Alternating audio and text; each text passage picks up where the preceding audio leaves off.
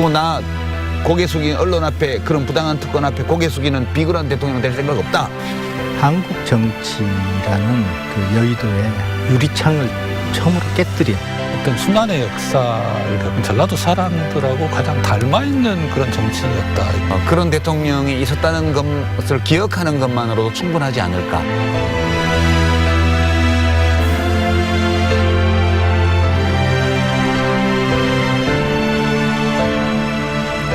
안녕하십니까. 김낙곤의 시사 본색입니다. 오는 5월 23일이면 노무현 대통령이 우리 곁을 떠난 지 10년이 되는 날입니다. 노무현 대통령은요, 뭐랄까요, 반칙과 그리고 특권을 참 싫어하셨던 것 같습니다. 그리고 패권주의, 그리고 권위주의, 올바르지 못한 이런 기득권에 대한 것을 거부해왔고, 이 거부를 넘어서서 이 모든 것을 정면 돌파한 그러한 인물로 기억되지 않는가 싶습니다. 김낙곤의 시사본색에서는 노무현 대통령 서거 10주기를 맞아서 사람 사는 세상을 꿈꾸었던 노무현 대통령 꿈이 2019년 현재 그 꿈이 세상과 얼마나 가까워졌는지 이야기 나눠보는 시간을 갖도록 하겠습니다. 오늘 함께 이야기 나눌 분들을 소개하겠습니다. 참여정부 시절 보건복지부 장관을 지내셨고 노무현 대통령과 후반기 정치 인생을 같이 하셨죠. 사람 사는 세상 노무현재단 유시민 이사장님 나오셨습니다. 안녕하십니까. 네, 안녕하십니까. 그리고 참여정부 시절 비서실장을 지내셨고 노무현재단의 세 번째 이사장님을 역임하셨습니다. 이병환 전 청와대 비서실장님 나오셨습니다. 안녕하세요. 네, 두 분 모두 참여정부와 관련이 있어서 우리 얘기만 하면 어떠냐, 좀 그렇지 않냐라는 유시민 이사장님의 또 제안이 있어서 노무현 대통령의 비판적 지지자이시고 출판을 통해 전라도 문화를 지켜오신 전라도닷컴의 황풍년 대표님 나오셨습니다. 안녕하십니까? 안녕하세요. 네, 반갑습니다. 이 세 분이 이렇게 모이셨는데요. 무슨 얘기부터 해볼까요? 좀 노무현 대통령 서거를 생각한다면 슬픈 일이기도 하지만 뭘까 좀 시청자들에게 지역민들이 유익한 얘기를 할 수 있는 자리가 됐으면 생각이 드는데요. 각자 노무현 대통령과 인연, 나는 이때 뭐 처음 만났다든가. 제가 노무현 대통령을 처음 뵌 것은 그분이 해수부 장관이던 시절, 저는 그때 김대중 대통령을 모시고 청와대 비서관으로 있었는데 이러저러하니 네. 같이 일해봅시다. 그래서 처음으로 그때 제 뜻에 반해서 그때 노무현 장관님을 첫 뵀던 게 2000년 9월입니다. 예, 그러셨군요. 그렇게 됐습니다. 그렇게 반하셨는데 나중에 사람으로서 반하신 건가 모르겠는데 일단 그때 처음이란 말씀이시고. 예. 네. 유시민 이사장님은 언제입니까? 어떻게 됩니까? 저는 처음 뵀을 때는 제가 기억을 못 하고요. 네. 이제 여러 인권 변호사님들하고 같이 모임을 하던 데서 뵀는데 저는 기억을 못 했어요. 나중에 네. 알았는데. 이제 제가 기억하는 거는 국회 13대 국회 때 저는 그때 평민당 이해찬 초선 의원의 이제 보좌관이었고 네. 노무현 대통령은 그때 통일민주당 소속의 초선 의원이셨는데 두 분 다 국회 노동상임위원회에 계셨거든요. 그러니까 이제 상임위 열릴 때마다 가서 뒤에 방청석에서 보는 거죠. 진짜 매력이 있었어요. 사나이로서 남자로서 매력이 있으셨나 봅니다. 뿐만 아니라 이렇게 그 정의감이랄까요? 예. 그런 것이 굉장히 강하고 그다음에 대놓고 뻔뻔하게 그 옳지 못한 일을 이렇게 옹호하는 주장하는 이런 상황이 되면 그 울분을 못 참는 게 느껴져요. 그래서 지금 속에 진짜 불덩어리 같은 게 있는 분 같다. 그런 느낌이 왔죠. 예. 네. 우리 대표님께서는 저는 이제 간접적으로 뵌 분이죠, 사실. 근데 방금 그 속에 그 불덩어리 다 와닿는 게 있어요. 저는 그 노무현 대통령 하면은 그 광주청문회 때 광주청문회가 이제 뭐 그냥 어떻게 보면 유야무야 끝나가는 그런 시점에 의혹이 이렇게 많은데 그냥 갈 수 있느냐는 그런 것을 막 서가지고 말씀하시는데 그 경상도 말 쓰는 국회의원이 명패. 네, 명패도 던졌고 뭐 어떻게 보면 광주나 전라도 사람들이 이입되는 것 같은 느낌이 들었고요. 그다음에 그 이의 있습니다. 제가 그때 대학생 때였거든요. 그러니까 그때가 이의 있습니다. 이의 있습니다. 할 때 3당. 그때 3당 합당을 네. 말씀하는 거죠? 저 사람 누구야? 그런 생각이 정말 확 끌렸죠. 노무현 대통령이 지금 대통령 되기 직전에 지금 얘기를 하다 보면 이 동서화합 얘기를 안 할 수 없지 않습니까? 지역주의 타파 역사의 시작. 좀 전에 뭐 3당 합당 얘기했는데 어떻습니까? 이게 지금 대통령 되기 전에 노무현의 모습이 어땠길래 호남 사람들이 주목한 게 있었을 거 아니겠어요? 어떻습니까? 글쎄요, 이제 왜 광주 분들이 그때 경선 때 이분을 대통령 후보로 만들었을까 이렇게 보면 나중에 얘기하다 보면 나오겠지만 사실은 김대중 대통령이 추구했던 지향 또는 정치적 가치, 네. 목표 이게 있죠. 저는 그 세 가지로 압축하는데요. 민주화, 그다음에 중산층과 서민이 행복한 그런 경제, 잘 사는 나라. 세 번째가 한반도의 평화적 통일. 이 세 가지가 김대중 정신의 여체잖아요. 근데 그것을 이제 잘 이어만 나갈 수 있다면 누구든 상관없다였어요. 제가 느끼기에는. 근데 이제 당시 노무현 후보가 굉장히 그런 주장을 강력하게 했고, 그리고 보니까 이인재 씨가 나가면 못 이긴다는데 이 사람이 나가면 이길 수도 있어. 이렇게 나오니까 이제 민심이 확 그쪽으로, 그런 그 노무현 대통령이 가지고 있는 개인적인 캐릭터의 특징 이것에다가 그다음에 이 사람이 나가면 이길 수 있다니까. 그러면 김대중 대통령의 그런 정책 노선, 정치 노선을 이어갈 수 있잖아요. 그런 민심이 광주에서 표출됐던 거 아닌가. 물론 그 배경에는 부산서 여러 번 그 평민당 또는 소위 김대중당이라고 이제 기자들이 비아냥거리던 그 당의 깃발을 들고 3번이나 낙선했다는 것 때문에 느끼는 광주 시민들의 어떤 연민 또는 어떤 미안함, 네. 고마움 이런 것도 있었겠죠. 광주 시민이 뭐 답을 해주십시오. 어떻습니까? 그랬던가요? 그 광주 경선 전에 노무현을 지켜봤던 모습. 제가 볼 때는 진짜 가장 그 전라도의 어떤 순환의 역사를 겪은 전라도 사람들하고 가장 닮아 있는 그런 정치인이었다 이런 생각이 들어요. 그러니까 그 노무현 대통령 하면 이제 나중에 그런 이야기 또 할 수 있겠습니다만은 짠하다라는 그런. 짠하다. 근데 그 전라도에서 짠하다라는 말은 그냥 이렇게 대상으로서 그냥 분리해서 하는 얘기가 아니거든요. 내가 입이 되는 말이거든요. 짠하다는 말은. 그게 바로 공감이고 내가 있는 말이거든요. 그게. 근데 노무현 대통령께서 이제 계속 그 경상도에서 부딪히는 모습, 그 지역 부도를 타파하려고 하는 거 이런 것은 지역이라는 어떤 진영으로 가장 극심하게 피해를 본 전라도 사람들의 가슴을 그냥 울린 것이죠. 그러니까 그 전까지는 이른바 패권주의 또는 지역주의 하듯이 조직과 계보와 자금이 그 한 당의 정당의 후보를 결정하는 가장 결정적 적이었는데 그걸 풀어 헤친 겁니다.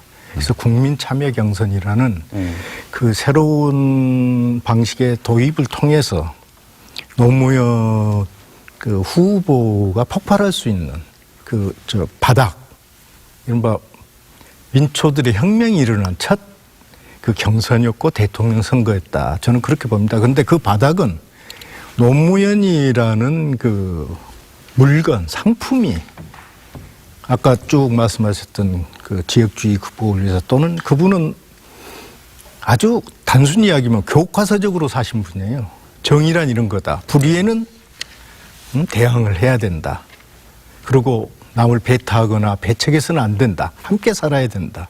이걸 그대로 몸으로 실천하신 첫 정치인이죠. 네. 그게 이제 그 과정을 통해서 경선 과정을 통했는데 특히 광주의 바닥 네. 민초들의 그걸 그대로 응집시켜서 폭발했다. 저는 그렇게. 네, 자연스레 뭐 광주 경선 말씀하셨으니까 또 세월을 보면 또 우린 다 알고 있는데 한 20년 돼가는 것 같아요.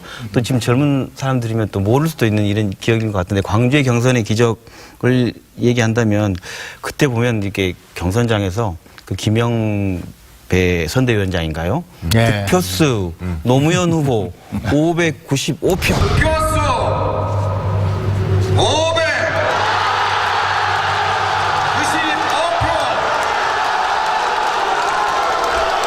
득표율 두 개를 말씀드리겠습니다. 현재까지 두 개입니다. 노무현 득표수로 발표합니다.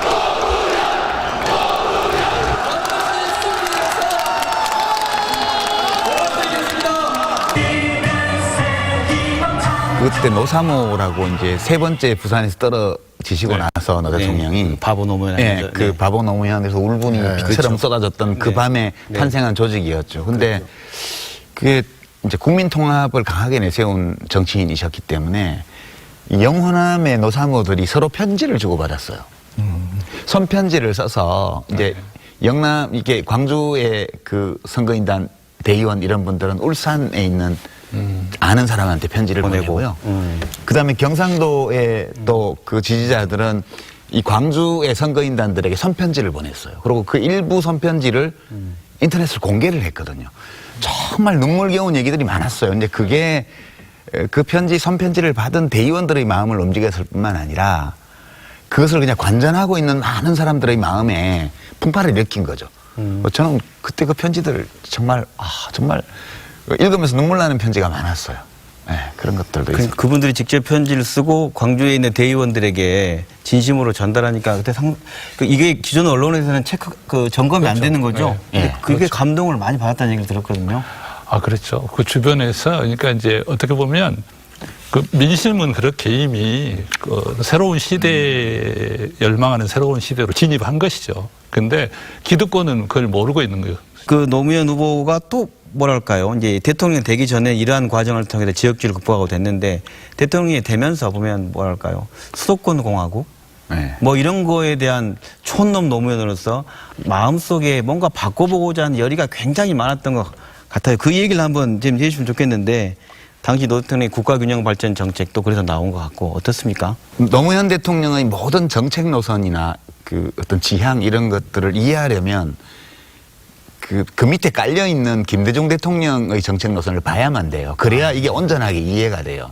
우리가 국정 방침을 보면요, 김대중 대통령께서는 아주 오랜 세월 동안 그 당신이 이끌던 정당을 중산층과 서민의 당이라고 얘기했어요. 그랬죠. 이게 박정희 대통령은 그냥 잘 살아보세요였지만 그냥 GDP만 올라간다고 되는 게 아니고 중산층과 서민이 잘 살아야 된다 이 얘기를 계속 해온 거거든요. 근데 이제 이게 그 참여정부의 국정방침에 어떤 식으로 표현이 되어 있냐면 모두가 골고루 잘 사는 균형발전 사회 그렇게 돼 있어요. 이 모두가 골고루 잘 산다는 것은 김대중 대통령의 그 서민과 중산층의 정당은 계층별로 골고루 잘 살아야 되고 특히 서민과 중산층이 같이 이 성장의 이 과실을 나누어 가지는데 참여할 수 있어야 된다는 걸 강조한 거고 네. 이것만으로 해결 안 되는 게 지역 간 격차라고 본 거예요. 그러니까 그 김 대통령의 그 서민과 중산층의 정당이라는 이거를 그 지역 격차가 심화되어 있는 이 조건에 맞추어서 확충한 게 모두가 골고루 잘 사는 균형발전 사회거든요. 그러니까 한 축은 이제 노사관계 정책이나 이제 노동 정책 또는 복지 정책 이런 쪽으로 한쪽으로 나타났고요. 다른 한편으로는 과감하게 이제 행정 수도를 충청권으로 이전하고 서울에 있는 공공기관, 공기업 이런 것들을 강제로 지방으로 내려보내는 맞습니다. 이런 식의 다소 폭력적인 방법이 아니고는 이것을 해결할 방법이 없다 이렇게 판단을 하신 거죠. 그래서 그거는 그 김대중 대통령의 그 정책 노선의 그 좀 더 새로운 버전 이렇게 이해하시면 쉬울 것 같아요. 제가 보기에는. 예.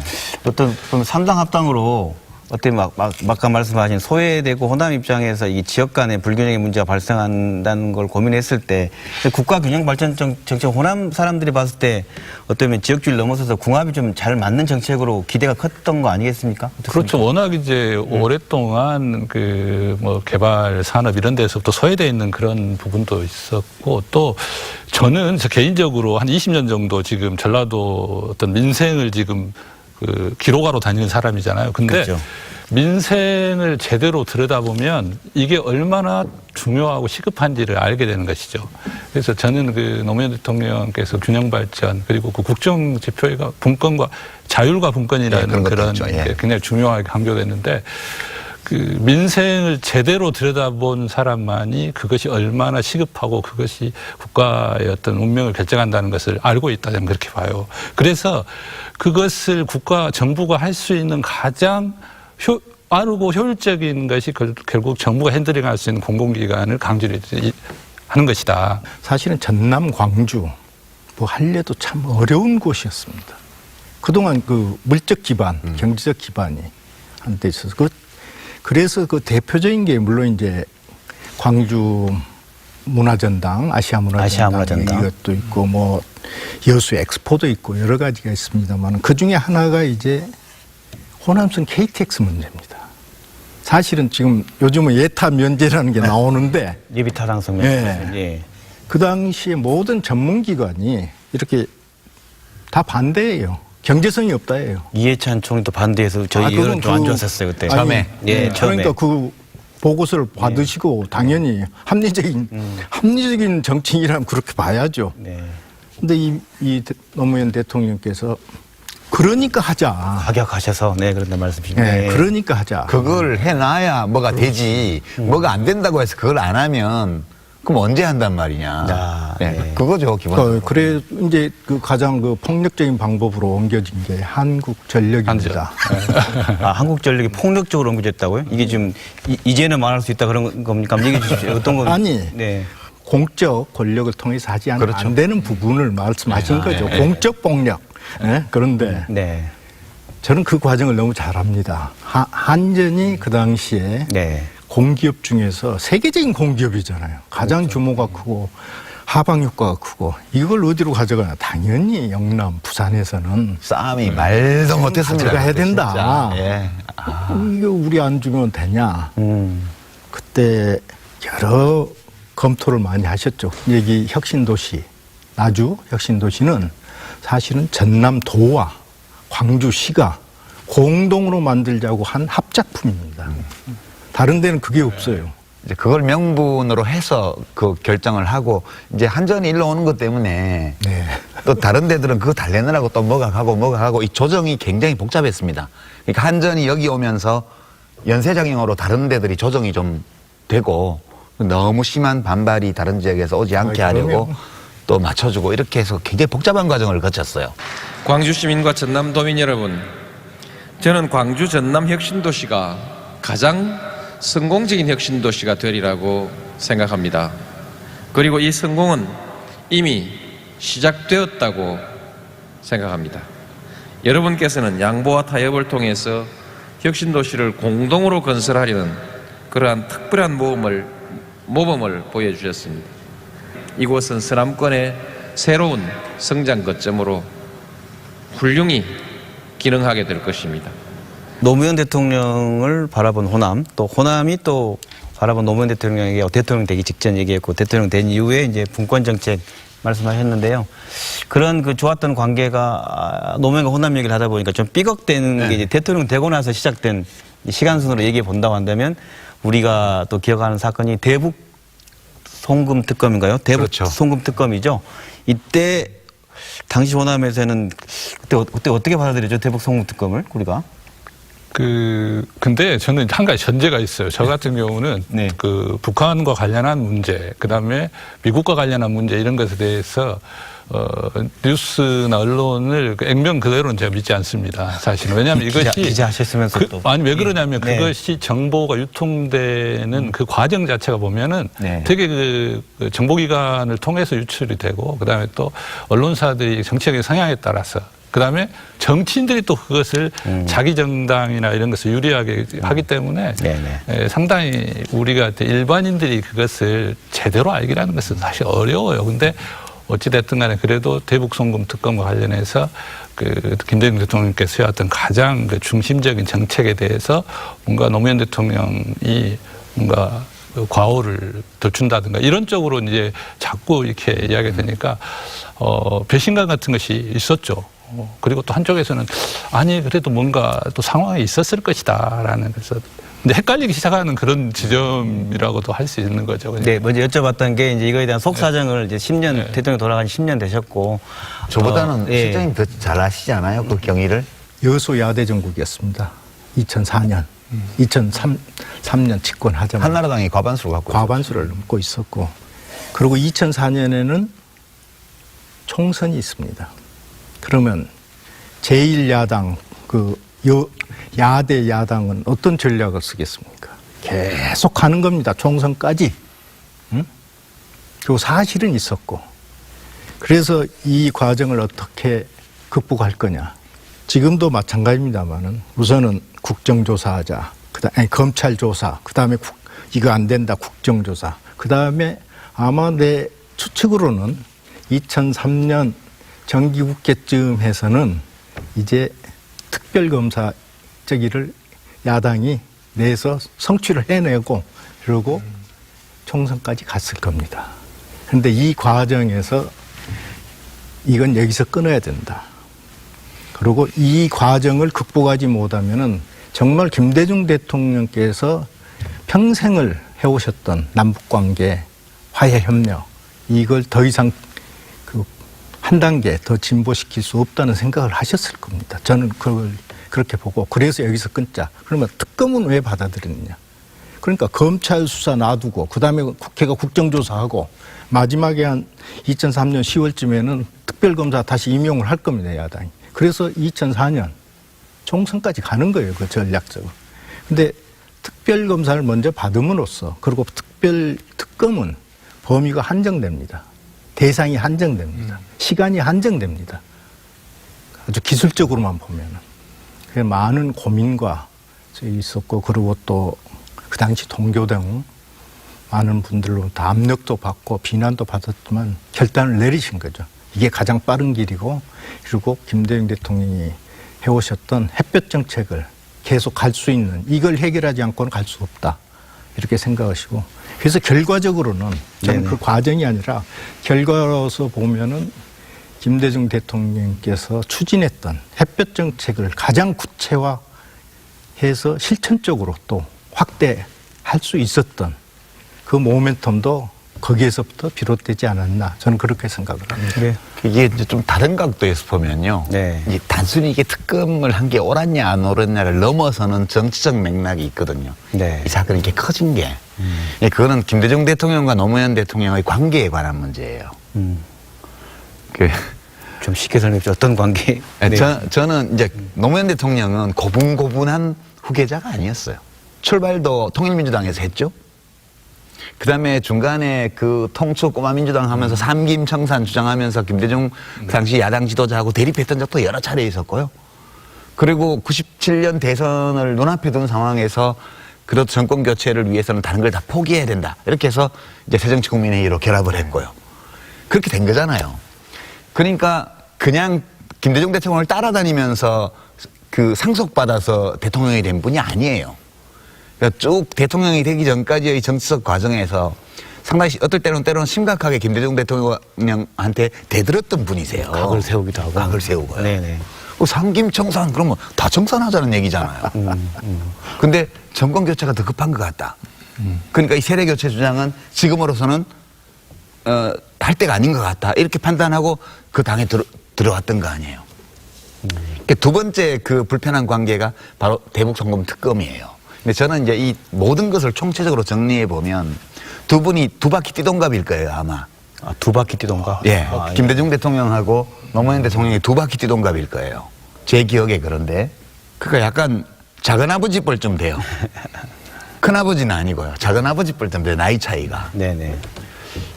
근데 정치적으로 보면 왕왕 되게 속을 썩인 조카인데 지나놓고 보니까 되게 삼촌을 잘 모신 그런 결과를 낸 그런 조카예요. 저는 두 분의 관계를 그렇게 제 나름으로 해석해요. 근데 그게 이제 현상적으로는 그렇죠. 김대중 대통령이 하신 가장 중대한 업적이신데 거기에 흠집을 내려고 하는 야당이 만들어준 특검법을 수용한 거니까. 네. 그러면 김대중 대통령님 좋아하는 분들은 기분이 좋을 수 없죠. 그리고 이거를 뭐 각 정치 세력들이 이용해 먹기 위해서 증폭시킨 거고요. 근데 저는 그 노무현 대통령이 사석에서도 김대중 대통령을 가리켜서 DJ라고 하는 걸 한 번도 못 봤어요. 아, 어떻게 보시나요? 딱 김대중 총재님, 김대중 대통령님 딱 그렇게만 말씀하시지 기자들하고 얘기를 할 때도 DJ라는 용어를 입에 올리지를 않았어요. 그래서 저는 그렇게 진심이 있는 분이었는데 이 건 때문에 물론 좀 속도 썩이고 대립한 적도 있는 조카지만 정치적으로 보면 그러나 그게 나쁜 마음 때문이 아니고 나름 올바른 길을 추구하는 과정에서 때로 김대중 대통령하고 좀 어긋나기도 하고 네. 이랬던 거 아닌가 싶어요. 네. 마음이 많이 아파요. 저도 생각하면. 97%를 찍고 호남에서 예. 그렇게 지지했던 노무현 대통령이 왜 서로 좀 노무현과 호남 관계가 좀 소원해지기 시작했느냐를 얘기하다 보니 그 예. 사건 중에 하나는 대북 송금특검을 그렇죠. 얘기했고 그게 컸죠. 또 이제 계속 나오는 게 이제 호남 인사소예요 이게 네. 그게 이게 진실이냐 아니냐 했는데 하여간에 우리 지역에서는 그 내용이 얘기가 나오고 들려오고 그렇지 않습니까? 근데 저는 그것은 제가 이제 무슨 벼슬자리를 통계로 막 헤아려 보지는 않았지만 네. 제 주변에는 참여정부 때 발탁된 분들이 너무 많아가지고 그런 그 호남인 뭐 차별했다는 것이 체감이 안 되더라고요. 저는. 저는 그 부분이 나오면 저는 아주 점잖은 사람인데 네. 정말 발끈을 합니다. 네, 비서실장 하셨고 하니까 이제 예. 비서실장을 했던 것도 있고 네, 그 과정을 너무 네. 잘 알기 때문에 네네. 뭐 비서실장이지만 저도 그 여기 광주 예. 그 대통령께서 저한테 밀지라면 좀 모르지만 특별 명령을 내린 게 있습니다. 하여튼 지역적 배분 이건 철저히 인구 대비 저기를 하는 그 하나가 있었고 두 번째는 광주 출신으로 육군 참모총장 만들어내시오. 두 번째 예산처 장관을 만들어내시오. 이게 대한민국의 역사에서 정치에서 물론 김대중 대통령 때 그 참모총장은 나왔었습니다. 그런데 네. 그래서 저희 뭐 실명을 대도 됩니다. 제가 그래서 예산처 장관은 장병환 네, 그때. 아, 밀지를 주셨고 거기에 장병환 급속 승진하신 분입니다. 그리고 김장수 김장수 국방장관. 국방장관은 그때 발탁. 그때 하셨더라고요. 그때 참모총장 꽃꽃장수 하신 예, 다음에 예, 네. 그래서 저는 그다음 행보는, 그래서 네. 이 부분만 나올 때 가장 정말 이 비겁한 정치 세력의 마타도에 정말 발끈합니다, 제가. 참여정부 때 이렇게 이제 아까 말씀하신 그 근거도 없는 것 같은데 그때 일어났던 뭐 대북 송금 특권, 뭐 인사소외 이런 게 쭉 있었는데 없어진 줄 알았는데 반문 정서, 문재인 대통령 정서까지 총선 때까지 이어져가지고 그렇죠. 네. 그것이 과연 무엇이었을까라는 얘기를 해본다면 어떤가요? 반문 정서, 이른바 그 시절의 반문 정서의 핵심이 뭐냐? 문재인 지금 대통령께서 비서실장 할 때 네. 호남 출신들을 차별하고 쫓아내고 그랬다는 거예요. 중심에 문재인 후보가 있다 이렇게 했었죠. 네. 그래서 저는 네. 제가 2007년 3월 12일까지 네. 비서실장을 하고 그 뒤에 이제 문재인 실장이 오신 겁니다. 그러고 인사하고 할 틈도 없어요. 그때는 바로 대선 국면으로 가고 근데 언제 쫓아내고 뭐 인사 상당히 흥미로운 게요. 네네. 총선 때 국민의당이 거의 석권을 했습니다, 여기에. 이제 2016년 총선 때요. 그렇죠. 네. 그러면서 대선 때는 호남에서 문재인 후보가 그렇죠. 2배 정도 더 얻었어요. 네, 그렇죠. 안철수 후보보다. 맞습니다. 네. 네. 그럼 지방선거 때는 완전히 그냥 무게중심이 완전히 더불어민주당으로 와버렸어요. 이제 이게 뭘 의미하냐 하면 네. 총선 때는 그게 먹혔던 거예요. 이른바 친문 패권주의 문재인이 뭘 했다 이런 얘기들을 사람들이 설마 저런 걸 거짓말을 하겠어? 그냥 믿었던 거예요. 그게 소문이 돌고 돌아서 좀 혼내줘야 되겠는데 더불어민주당. 그래서 국민의당을 밀었는데 너무 많이 밀어버렸어요. 아. 완전히 국민의당이 다 먹어버린 거예요, 여기를. 거의 다. 그러면서 좀 지나쳤지 않나? 그래서 대선 때는 가만히 보니까 그래도 문재인이 조금은 나은 것 같아. 그렇지만 안철수도 괜찮은데? 그래서 안철수 후보도 표가 꽤 나온 거예요. 그 문재인 대통령이 대통령 취임하고 나서 하시는 걸 보니까 그 전에 국민의당에서 했던 얘기들이 사실이 아니잖아. 아니잖아, 이게. 저 사람들 거짓말한 거 아니야. 그러면서 벌을 받은 게 지방선거 때예요. 저는 이런 일들은 정치에서 늘 있는 거라고 보고요. 그러나 어떤 것은 정보를 통해서 어떤 것들은 정치인들이 자기 자신의 행위를 통해서 그런 사실이 아닌 소문들과 싸워 나가는 거고요. 그렇게 늘 일어나는 많은 일들 중에 한 가지가 이 호남 지역에서 지난 한 4년 동안에 일어난 거다.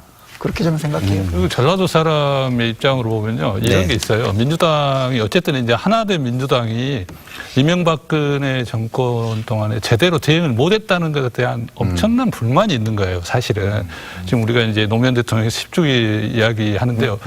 저 같은 경우는 그 연결식 때 그 서울시청 앞 광장에 있었거든요. 근데 그때 제가 그 앱을 깐 게 그 왜 있잖아요. 임기가 마이너스로 돌아가는 그 예, 앱 예. 그걸 깔았어요.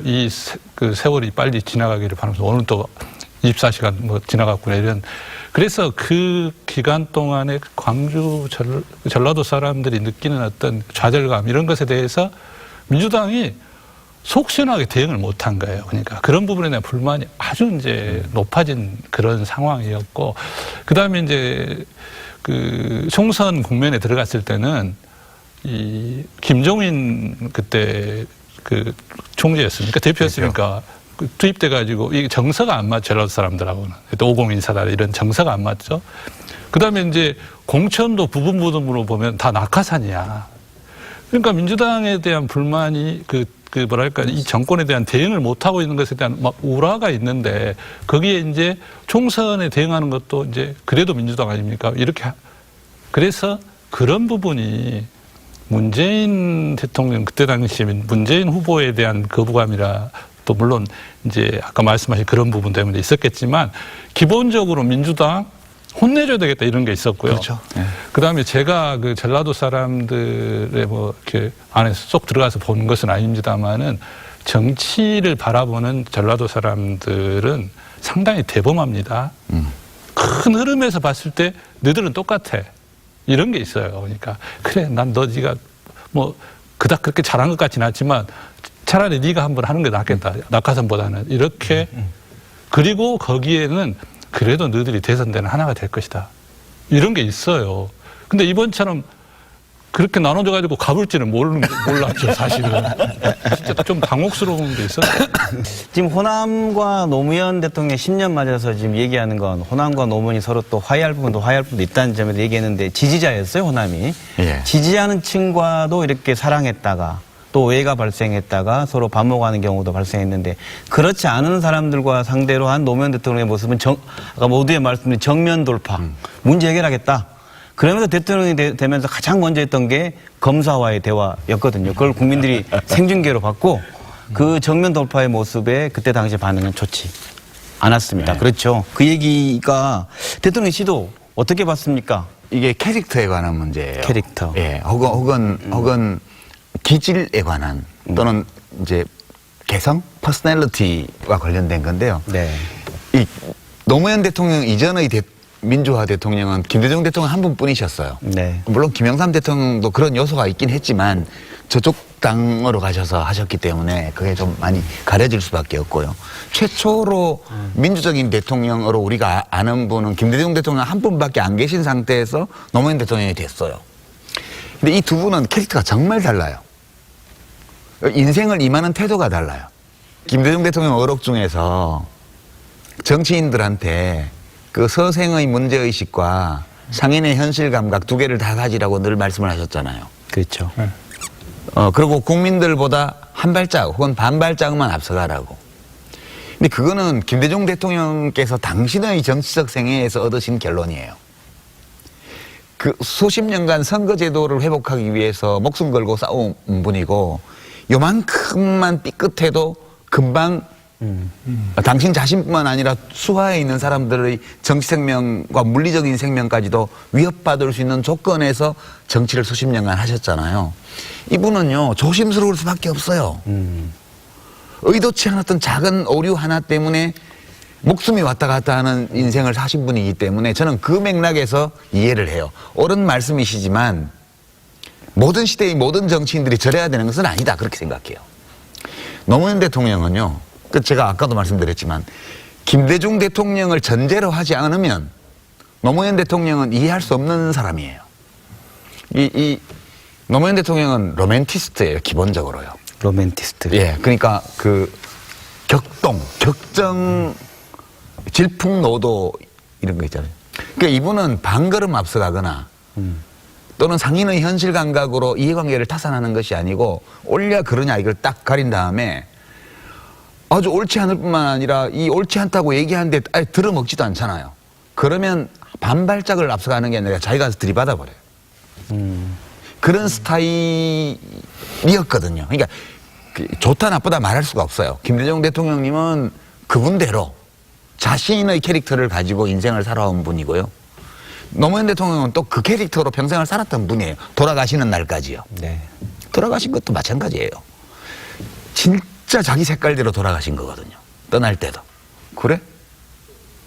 꿇고 살아라 이거지. 빌고 살아라 이거지. 내가 의도하지 않고 내가 몰랐고 내가 의도하지 않았던 오류이지만 일단 내가 오류를 저질렀다는 것을 니들이 증명했으니 이제 무릎 꿇고 빌고 구걸하면서 살아라 이거지. 난 그렇게 안 살아. 예? 이명박 대통령 같은 분은 이런 캐릭터를 이해를 못해요. 세상에는 이런 유형의 사람도 있다는 거예요. 빌면 살려줄게 라고 말할 때 죽어버리는 사람이 있어요. 그러니까 노무현 대통령은 어린 시절부터 시작해서 이제 돌아가시는 날까지 보면 이 캐릭터로 사신 분이에요. 검사와의 대화가 되었든 뭐가 되었든 다 거기서 이런 캐릭터를 가진 노무현 대통령이 충돌하면서 벌어진 일들이에요. 언론과 불편했던 거요. 그 다음에 4대 권력기관 개혁을 하면서 뭐 국정원장 독대도 안 하시고 뭐 정보보고도 안 받으시고 이런 거 섰거든요. 다 이게 보면 그 김대중 대통령의 임기가 끝났을 때 남겨졌던 우리 사회의 여러 조건 이것과 노무현이라는 이 특이한 캐릭터를 가진 대통령이 마찰하면서 빚어낸 사건들이에요. 바람 싹 불면 김대중 대통령은 은은한 소리를 오랫동안 내는 그런 존재셨고요. 노무현 대통령은 아주 높고 강한 소리를 단절적으로 팍팍 내는 분이세요. 근데 시대의 바람이 불면 사람이 다 저마다 이 소리를 내죠. 그래서 저는 그런 것들은 굉장히 이 노무현 대통령의 특이한 캐릭터, 이분의 개성 이런 것들이 당대의 이 사회 현실과 마찰을 되면서 일어났던 일들이라고 봐요. 다 에피소드들이라고 저는 봐요. 진정한 민주주의를 당신이 해보려고 민주주의를 말로 하는 거잖아요. 그래서 이분은 각진 테이블의 상석에 앉아서 이야기하는 분이 아니라 라운드 테이블에서 회의를 주재하는 사람이었다. 근데 같이 회의를 해야 될 그 진영들이 준비가 안 됐다는 그렇게 봐요. 그러니까 대통령이 뭐 저런 말을 해? 다 알고 있으면 자기가 이렇게 지시를 해야지.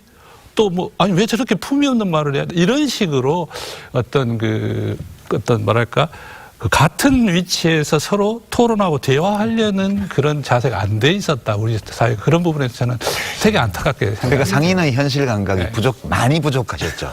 그런데 노무현 대통령은 그런 평검사들은 선할 것이다.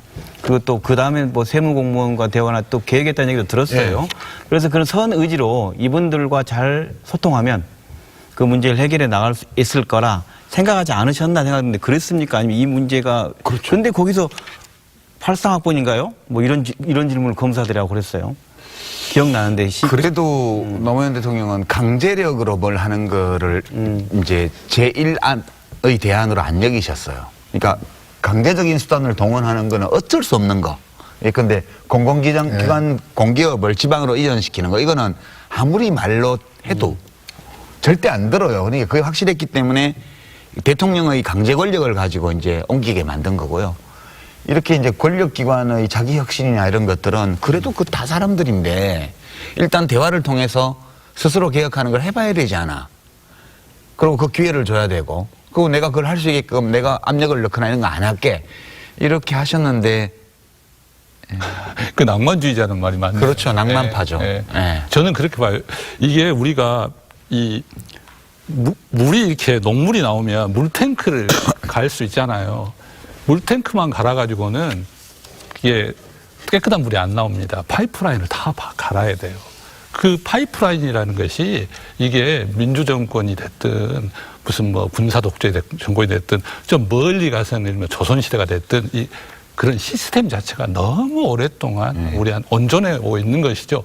그걸 바꾸기에는 사실 5년이 너무 짧은 것이고 그리고 그것이 그렇게 대화해가지고 될 문제가 아닌 것이 있는 것이죠. 제가 드리고 싶은 말씀 미리 하셔버리면 5년 가지고는 안 됩니다. 근데 그 참 좋은 말씀하시고 그러는데 하나 분명한 게 있습니다. 그 검사와의 대화에서 아까 뭐 84학번입니까? 뭐 모진 정말 검사스러운 그런 저기를 했던 토론자들, 이른바 토론자들 대화에 참여했던 참여정부에서 불이익을 받은 사람이 하나도 없었습니다. 그 대통령이 그 사람들을 뭐 청산해야 된다는 대상으로 본 게 아니라 시스템의 문제로 보고 제도 개선으로 보았어요. 그걸 보고 많은 분들이 그렇게 또 생각하시는 분들이 계셨어요. 저렇게 해가지고 되냐고. 그러니까 지금 문재인 대통령이 하시는 걸 보면 네. 그러니까 노무현 대통령 5년이 없으면 문재인 대통령의 정치도 없어요. 제가 보기에는. 그러니까 문재인 대통령이 지금 하고 있는 것들이 많은 경우에 참여정부 5년의 경험을 전제로 하고 있어요. 예컨대 중앙지검장을 윤석열 검사로 딱 발탁해서 그 중앙지검장의 직급을 낮추고 이분은 발탁해서 맞춰서 거기로 보냈잖아요. 그것 때문에 이제 야당하고 보수언론, 일부 보수언론들이 뭐 어쩌고 막 시끄러웠어요.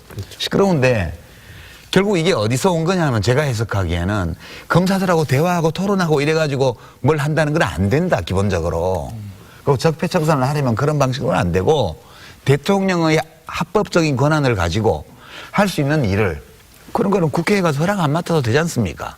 그러니까 문 대통령이 보면 집권 초기에 별도 입법을 하지 않고 대통령의 재량권 범위 내에서 합법적으로 할 수 있는 권한 행사 이걸 굉장히 적극적으로 하셨어요. 이거는 문재인 대통령의 캐릭터에서 나온 게 아니고요. 예. 노무현 대통령 집권 기간에 겪었던 일들 때문에 나온 거라고 저는 봐요.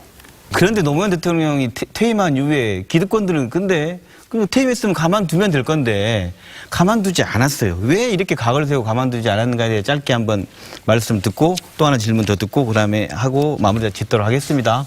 저는 사실은 이명박 대통령을 개인적으로 만나면 네. 제일 물어보고 싶었던 게 이거였어요. 네. 굳이 왜 그렇게까지 하셨습니까?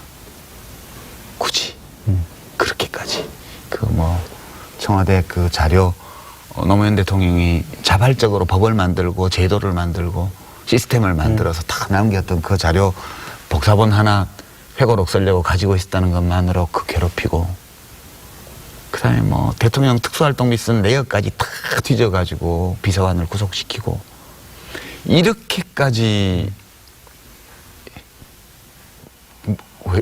뭐 구태여 이렇게까지 하셨냐 그걸 진짜 물어보고 싶은 거예요.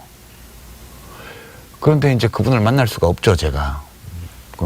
그리고 만나고 싶은 생각도 없고요. 네. 다만 저는 이제 이명박 대통령은 어떤 의도 이런 것보다 더 무서운 거는 네. 세태죠, 세태. 세상이요. 저는 노무현 대통령이 돌아가시기 전에 한 6개월 그 기간의 일들을 지금 생각해 보면 지금도 굉장히 무서워져요. 진짜 저도 젊었을 때는 세상이 무서운 줄 몰랐는데 그 일을 겪으면서 인간 자체가 무섭구나. 이 인간 세상이라는 데는 이런 곳이구나. 그런 거 굉장히 많이 느꼈고요. 네, 그러니까 그 기득권층으로 보게 되면 기득권 집단으로 보게 되면 저렇게 정면으로 대든 놈은 놈이라는 편도 같다. 저렇게 정면으로 대들었던 사람은 반드시 꽉꽉 눌려서 완전히 죽여야 된다. 그래야 다시는 대드는 놈이 없을 거다. 이런 생각이 없었다고는 못할 것 같아요. 제 생각에는. 검찰, 일부라고 하죠. 뭐 일부 검사들, 일부 언론, 일부 정치 세력, 이런 분들이요. 이런 분들은 밟아 죽여야 다시는 대드는 놈이 없어. 이 생각도 있었지 않을까. 그런 생각 좀 하죠. 기득권층이 노무현 대통령 재임 기간 5년 내내 인정하지 않았어요. 끊임없이 공격했고, 근데 이제 왜 그렇게 심하게 퇴임 이후까지 이렇게 했느냐 같은 맥락입니다만은 이분은 제가 볼 때 우리 한국 사회에서 정의가 이기는 그런 사회를 위해서 반드시 뒤집어야 될 것들에 대해서 전부 다 뒤집으려고 용을 쓰신 거예요. 그러니까 검찰개혁, 언론개혁, 뭐 사립학교, 국가법 지역주의 이런 것들 모든 것에 정면으로 부딪혀서 그것을 용을 썼던 것이거든요. 그랬기 때문에 그 모든 그 기득권의 진영이 철저하게, 왜냐하면 이것은 노무현 대통령 사후에도 계속되는 문제이기 때문에 지금도 계속되고 예, 있죠. 그렇다고 봅니다. 저는. 유시민 사장님, 그 노무현 대통령과 대화 중에 노무현의 시대가 올 것인가 그 대화 기억하십니까? 예, 예. 얘기해 주신다면. 그게 2002년 7월 달에 저는 국민경선 때 이제 자원봉사를 하고 나서 민주당 후보가 되셨기 때문에 이제 당에서 알아서 하려니 해서 저는 당원도 아니고 그러니까 다시 제가 하던 일로 돌아와 있었는데 사무실에 오셔서 이런저런 대화를 나누던 중에 뜬금없이 저한테 노무현의 시대가 올까요? 그러시더라고요. 오죠. 100% 올 수밖에 없죠. 그거는 역사의 방향인걸요. 근데 그 시대가 되면 나는 없을 것 같아요. 그러시더라고요. 그래서 제가 그때 그럴 수도 있죠. 근데 후보님은 이제 새로운 물결의 첫 파도를 타신 분이라 마음먹은 곳까지 못 가실 수도 있다고. 이제 그렇지만 언젠가는 다음 파도가 와서 갈 거고 그런 시대가 오면 뭐 후보님이 안 계신다고 그게 뭐 큰 대수입니까? 제가 냉정하게 그렇게 얘기를 했던 기억이 있어서 나중에 돌아가시고 나니까 그때 좀 더 따뜻하게 말씀드릴 걸 그런 후회도 많이 했어요.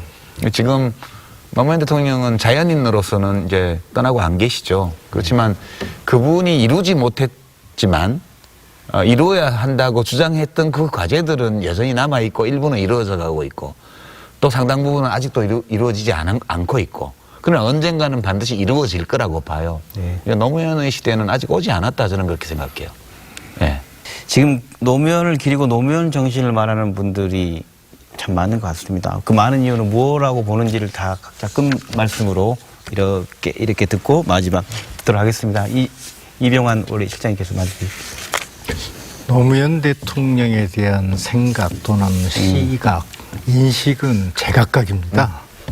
그 일률적일 수도 없고요. 그러나 저는 이제 그렇게 봅니다. 네. 한국 정치라는 그 여의도에 유리창을 처음으로 깨뜨린, 돌을 던져서 깨뜨린 분이다. 이분이 그 자서전에도 나오지만은 나는 정치와 싸우기 위해서 정치를 한다. 이렇게 말씀하셨거든요. 그러고 나는 패배했다는 것을 실패했다고 자인한 첫 대통령입니다. 자기 자서전에 나는 실패했다.